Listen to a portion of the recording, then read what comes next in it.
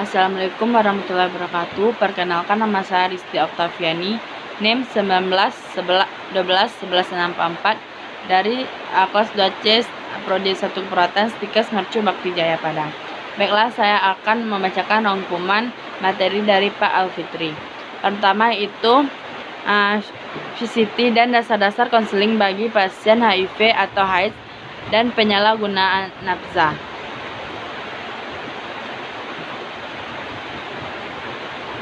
Tantangan saat ini sangat banyak. Ada seks pranikah dilihat dari data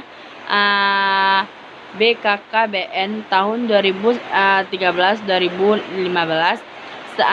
Presentasi remaja wanita yang melakukan berhubungan seksual dengan pria pranikah di Indonesia meningkat dari tahun 2013 sampai 2015. Kalau dilihat dari data, umurnya sangat muda, ada 13 tahun dan sebagainya. Semuanya berisiko terinfeksi HIV dan lainnya.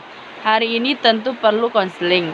Ketika ada masalah yang berhubungan dengan permasalahan tersebut, ada beberapa lingkungan yang terjadi seperti seks pernikahan akan menimbulkan nikah muda, kehamilan yang tidak diinginkan, kemudian aborsi, kemudian infeksi menular seksual, kemudian HIV atau AIDS. Di sisi lain juga ada nafza. Nafza identik dengan kenikmatan tubuh yang ada dalam pikiran orang yang kecanduan. Misalnya seorang pecandu hari ini mencoba narkotikanya untuk hari, besoknya dia akan mencoba lagi. Itu kenikmatan tidak didapatkan. Dengan masalah itu diperlukan dukungan dan tren khusus di HIV AIDS saat ini banyak dari LGBT. Kemudian faktor-faktor resiko terinfeksi HIV yaitu laki-laki dan wanita prakerja seks atau PSK, kemudian memakai narkoba suntik atau kemudian MSM dan transgender atau LGBT. Kemudian orang yang melakukan seks tidak aman atau pelanggaran, kemudian orang yang mempunyai imunisasi atau CTI, kemudian mendapatkan transfusi darah, kemudian injeksi tato yang tidak steril, kemudian perinatal transmisi. Setelah itu, bagaimana virus HIV masuk? Awalnya virus HIV masuk berbentuk RNA. Ketika dia masuk, dia akan menempel di reseptor CD4. Ibaratnya virus HIV itu ada di reseptor CD4. Kemudian setelah dia menempel, kalau dia pas, dia akan masuk. Kalau dia masuk, dia akan merubah kode genetik tadi dibantu oleh enzim reverse dan transkripsion. Kemudian stigma dan diskriminasi membuat ODA tidak nyaman di rumah sakit, sehingga menghambat pelanggaran setiap ODA yang ada di rumah sakit. Faktor-faktor yang mempengaruhi stigma terhadap orang dengan HIV atau AIDS, yaitu HIV atau AIDS adalah penyakit yang mematikan.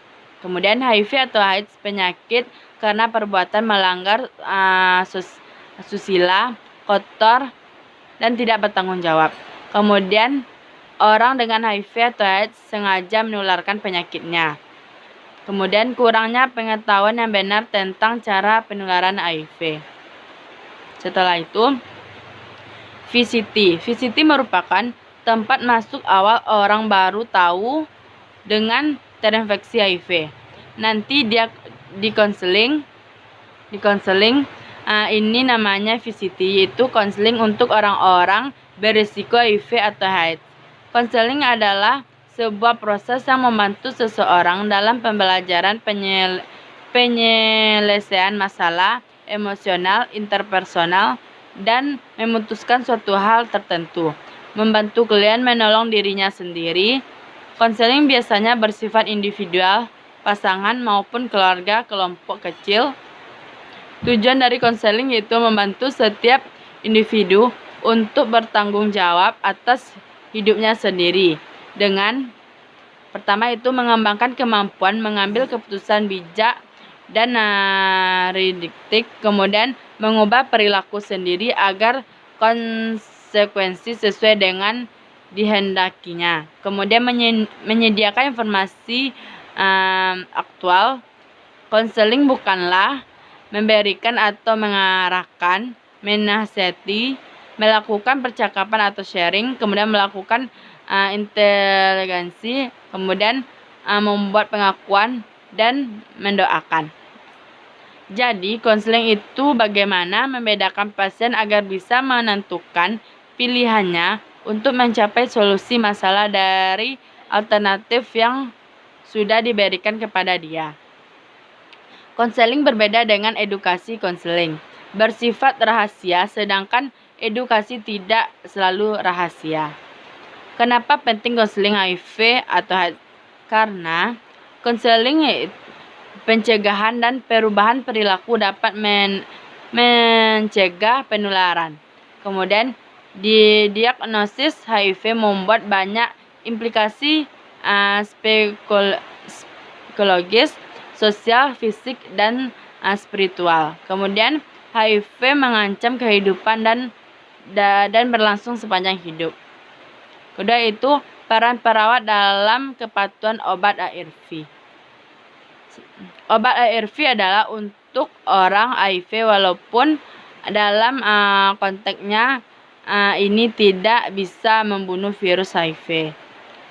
Tujuan pengobatannya yaitu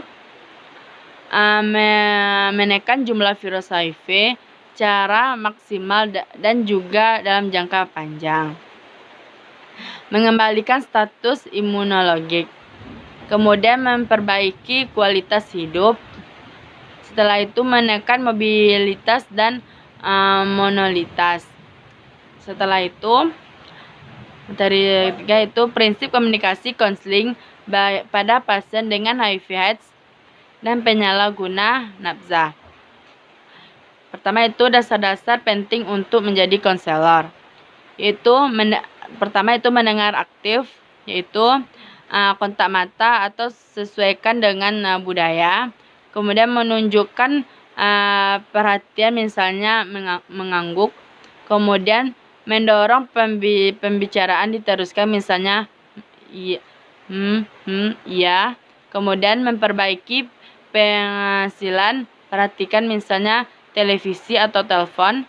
Kemudian jangan mengajarkan sesuai selagi konseling. Kemudian hargai perasaan klien, misalnya nampaknya ada merasa sedih. Kemudian mengajukan pertanyaan, misalnya seperti pertanyaan terbuka atau tertutup, bertanya pertanyaan pandangan klien dan lakukan dengan ringkas dan jelas. Kemudian yang ketiga itu hening, itu memberikan waktu bagi klien untuk berpikir atau apa yang dia ucapkan. Kemudian berperilaku nonverbal.